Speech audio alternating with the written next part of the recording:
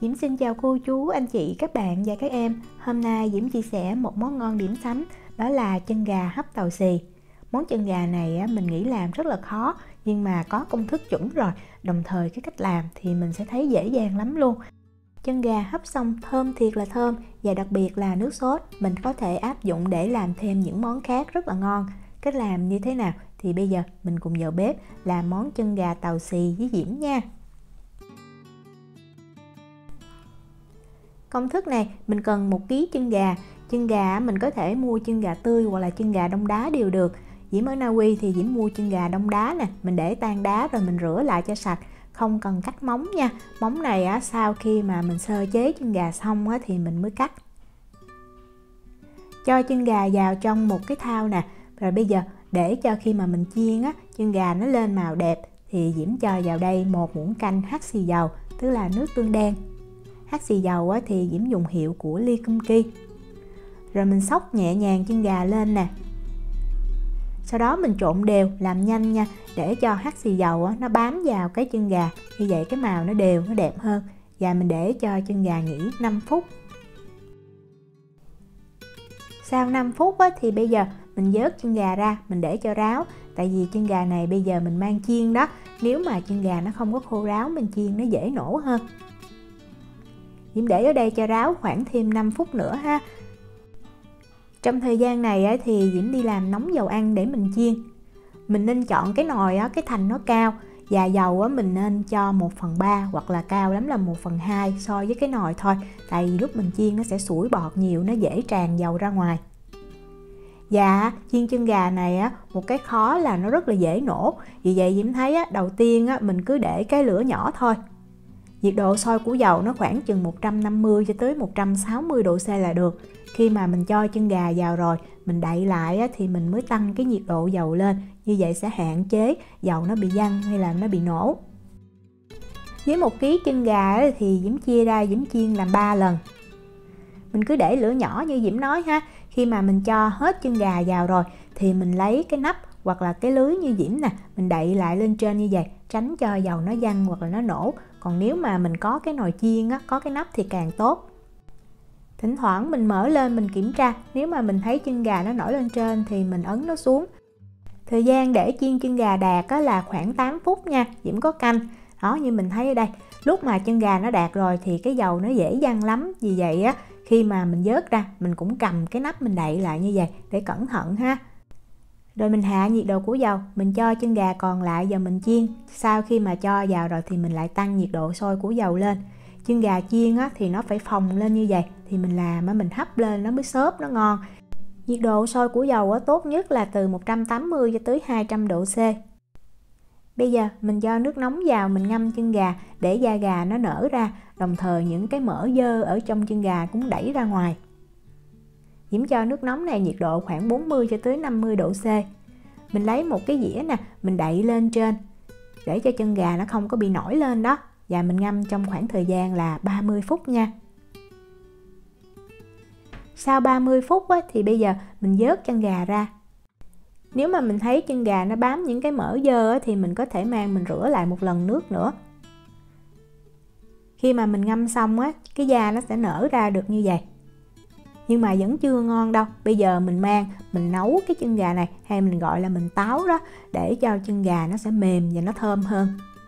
Lấy một cái nồi nè, Diễm cho hết cái chân gà vào. Tiếp theo Diễm có 8 lát gừng, mình không cần gọt vỏ nha. 6 cái hoa hồi, nếu mà hoa hồi to thì mình cho 5 cái thôi. Một cái nhánh quế, cái nhánh quế này của Diễm nó to, còn nếu mà nhánh quế mình nhỏ thì mình cho 2 nhánh. 4 cái lá thơm. Và 2 muỗng cà phê tiêu tứ xuyên. Tiêu tứ xuyên mình nên có nha, tiêu tứ xuyên sẽ khử cái mùi tanh của cái chân gà. Rồi Diễm nêm thêm vào đây 1/2 muỗng canh muối là 8 gram. Nước mình cho vào làm sao nó phải ngập cái chân gà, thì Diễm cho 2 lít nước thì Diễm thấy vừa đủ. 2 lít nước với 8 gram muối thì vừa nha. Nếu mà mình cho nước ít hơn thì mình nên giảm muối lại, còn nước nhiều hơn thì mình tăng cái lượng muối lên chút.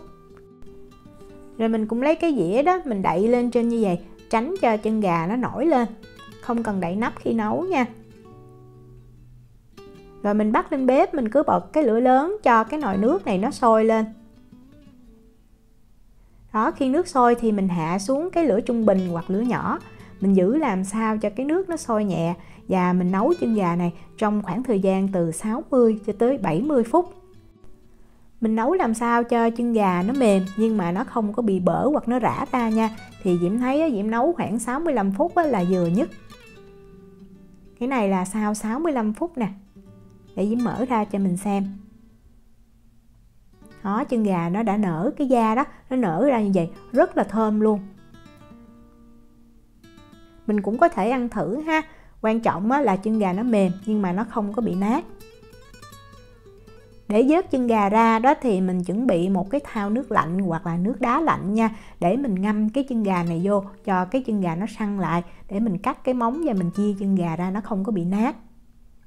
Nếu mà mình làm số lượng nhiều thì mình cứ đổ chân gà này ra cái rổ hoặc cái rây ha. Diễm thì Diễm vớt từng cái ra như vậy và mình ngâm vào trong thau nước lạnh. Thời gian thì khoảng chừng 3 tới 5 phút quan trọng là chân gà nó nguội là được. Sau khi mình thấy chân gà nguội rồi thì mình đổ ra một cái rổ nha.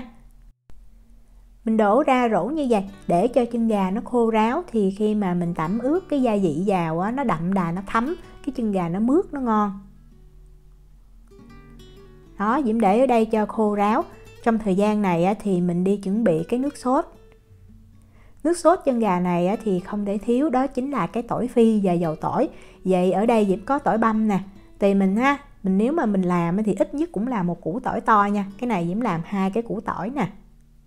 Mình băm nhuyễn. Dầu thì mình cho tùy cái nồi mình dùng. Vì vậy mình cho làm sao cho dầu nó ngập tỏi là được. Rồi mình bật cái lửa lớn lên. Mình đợi cái dầu sôi thì mình hạ xuống lửa trung bình nha. Rồi mình cứ đảo đều như vậy cho tới khi mình thấy tỏi nó vừa chuyển sang cái màu vàng nhạt là mình nhắc khỏi bếp, mình đổ liền ra cái rây.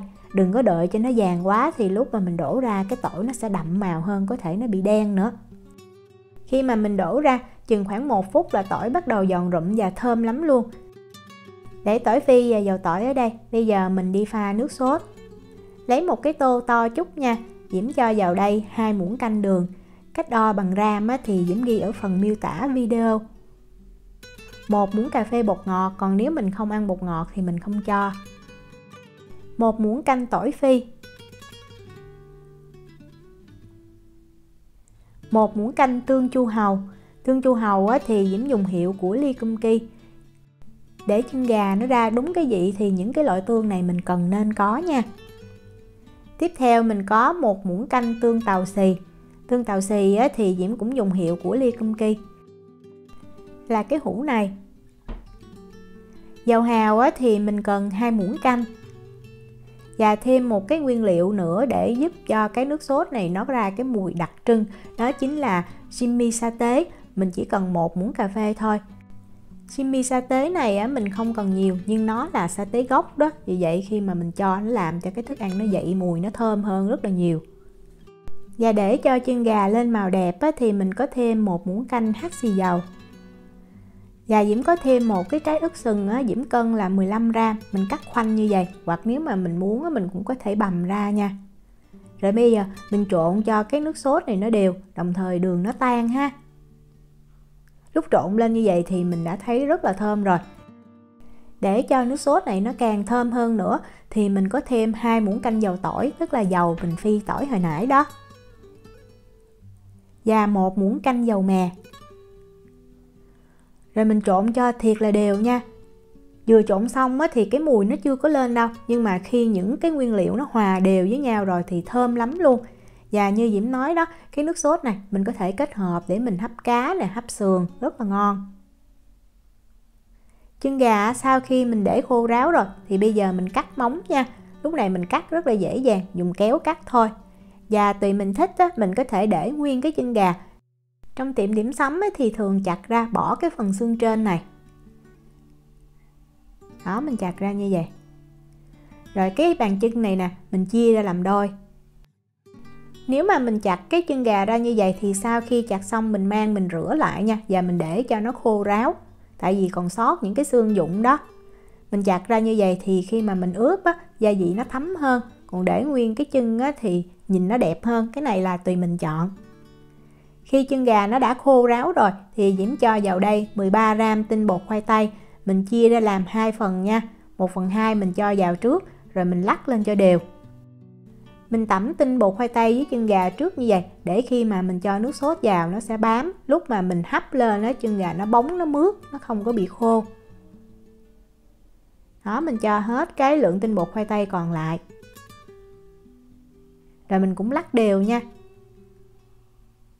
Sau khi mình xóc đều hết rồi, mình phải thấy tinh bột khoai tây nó bám đều như vậy nè.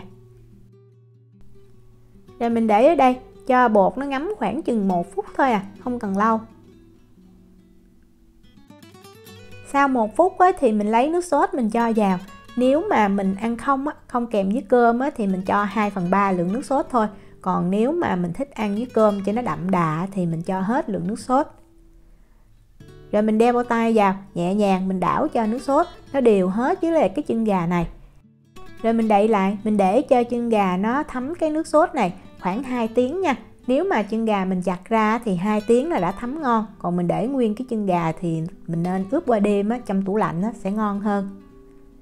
Cái này là Diễm đã ướp chân gà trong tủ lạnh qua đêm rồi nè. Nếu mà mình ướp chân gà trong tủ lạnh á, thì trước khi hấp á, mình mang ra khoảng chừng 30 cho tới 45 phút. Mình trộn đều lên lại ha. Như vậy lúc mà mình hấp nó sẽ đều và nó ngon hơn. Trong tiệm điểm sắm á, thì thường chia ra những cái phần nhỏ khoảng chừng 3 cho tới 4 cái chân gà. Còn ở nhà mình á, mình hấp mình ăn cùng một lượt đó, vì vậy Diễm cho vô trong cái dĩa to như vậy.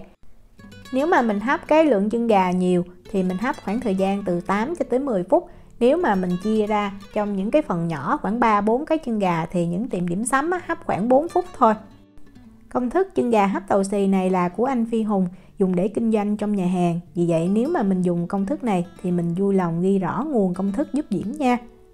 Chân gà hấp xong á là mình sẽ thấy nó bóng, nó mướt, nó ra một chút nước sốt và dầu nữa. Và khi ăn á, nó mềm nè, thấm gia vị đậm đà, thơm ngon lắm luôn. Diễm chúc cô chú, anh chị, các bạn và các em thành công với lại món chân gà tàu xì. Nếu mà có thắc mắc gì thì cứ để lại lời nhắn hoặc là gửi tin nhắn cho Diễm. Diễm cảm ơn sự quan tâm theo dõi video rất là nhiều. Hẹn gặp lại trong những video tiếp theo. Chào tạm biệt.